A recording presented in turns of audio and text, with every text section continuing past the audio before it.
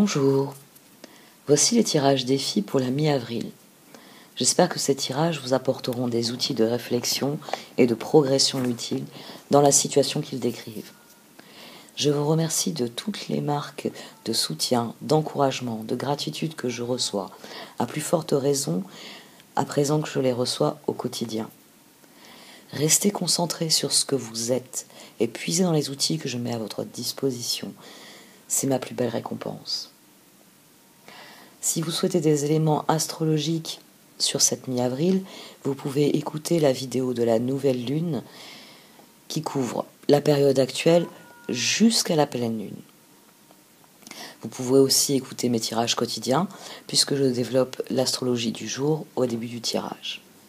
À présent, nous allons nous concentrer sur ce que l'oracle vient de Chantel Map voit comme énergie dans votre vie et vous pourrez me suivre sur Vimeo pour entendre ensuite une description plus précise de la situation avec les cartes du Lightseer Tarot. Merci de m'avoir écouté. À tout de suite.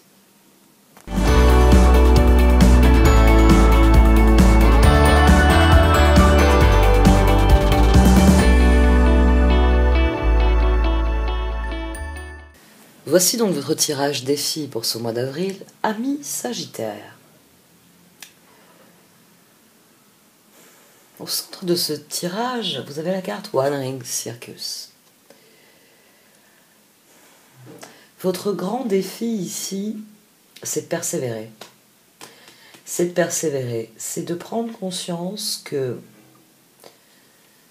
vous vous êtes engagé sur le long terme et il s'agit ici de réaffirmer cet engagement. Vous avez la carte Commitment. Alors, oui, les amants sortent dans ce tirage. Il est fort probable que pour certains d'entre vous, c'est dans le domaine amoureux. On a l'as de coupe. Ça peut être, si c'est pas dans le domaine amoureux, c'est dans une relation très forte, une amitié ou un lien d'amour avec un proche. Et les cartes vous exhortent à faire passer cet engagement au niveau suivant, c'est-à-dire à vraiment vous investir totalement, d'accroître votre investissement dans cette relation. C'est le grand défi ici. Et elles vous disent que vous avez les ressources, que vous pouvez vous faire confiance. Là, on a une carte, Dragon's Lair, la carte 19, qui vous exhorte à vous faire confiance.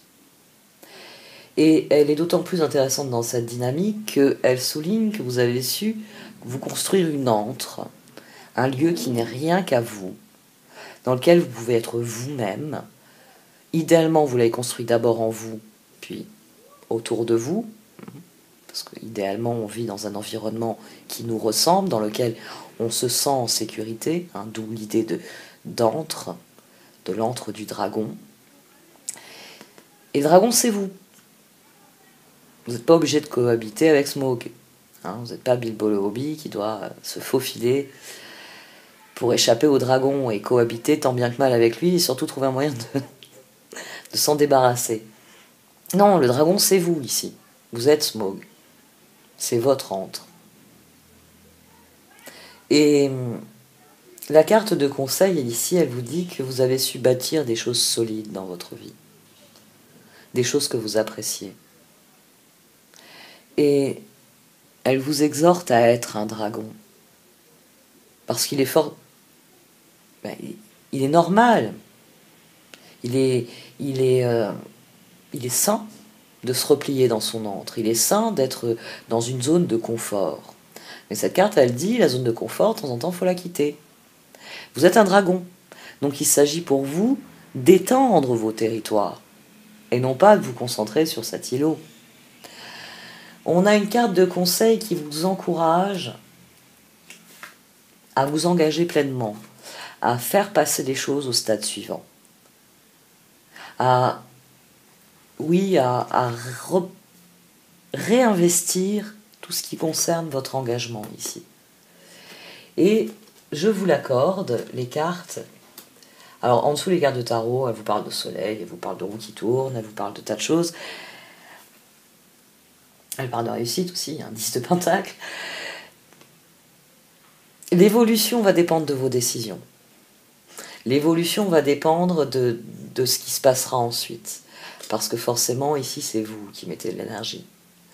Et cette énergie, il va falloir voir comment elle est canalisée avec l'autre.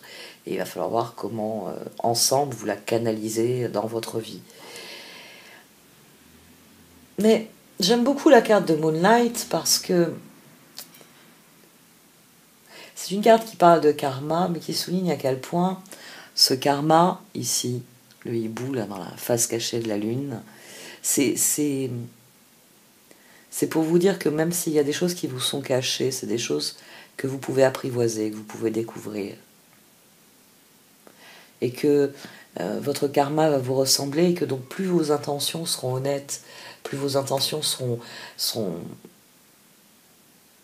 pures, meilleur sera le résultat. Ici, il y a la promesse de voir évoluer le lien dans ce qu'il doit être. Parce qu'on est tous appelés à vivre quelque chose. Quand on rencontre une autre personne, il y a une aventure à vivre. Nos deux âmes ont des choses à se dire. Ça peut être très court, ça peut être très long, ça peut être très marquant, ou ça peut être insignifiant. Mais ça a toujours un sens. Et parfois le sens y revient plus tard, quand vous vous remémorez une rencontre, quand vous vous rappelez de cet instant où vous êtes connecté à quelqu'un de spécifique. Peut-être quelqu'un que vous ne verrez plus jamais, mais qui a laissé quelque chose, une graine. Et là, de toute façon, pour vous, le défi, c'est d'être celui qui fait pousser les graines. Donc,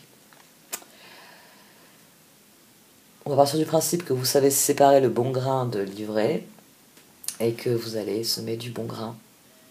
Parce qu'après tout, vous avez su déjà construire quelque chose de solide. Ayez confiance en vous, ayez confiance en votre capacité à aller vers la lumière, à amener à la lumière même ce qui est caché dans la relation.